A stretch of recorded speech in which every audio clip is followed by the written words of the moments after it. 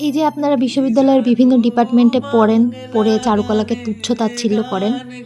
আমরা কিন্তু আপনাদের কখনো তুচ্ছ-তাচ্ছিল্য করি না। আমরা কিন্তু আপনাদের সম্মানের চোখেই দেখি। আপনারা পরীক্ষা দেন, পরীক্ষার খাতাটাও রেডিমেড পান।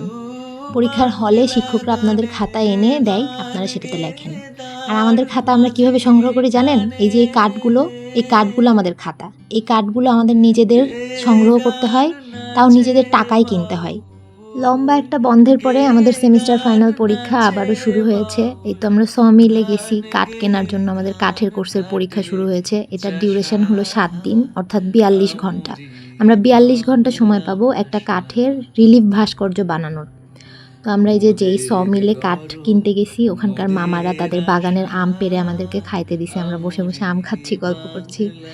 আর কাঠটা কেটে দিতে দেরি হচ্ছিল, এই জন্য মামারা আমাদেরকে বসে গল্প করতে বলছিলেন। তারপর ওখানে একটা সুন্দর মাচা ছিল, সেই মাচায় বসে আমরা আড্ডা দিচ্ছিলাম। এই জিনিসগুলো অনেক নান্দনিক বা শৈল্পিক মনে হলেও আমাদের যে কী পরিমাণ খাটুনি যায় এই জিনিসগুলো সংগ্রহ করতে বা বানাতে। এই যে দেখছেন হাসি খেলা এগুলোতে মেতে আছি, আসলটা কিন্তু এমন না।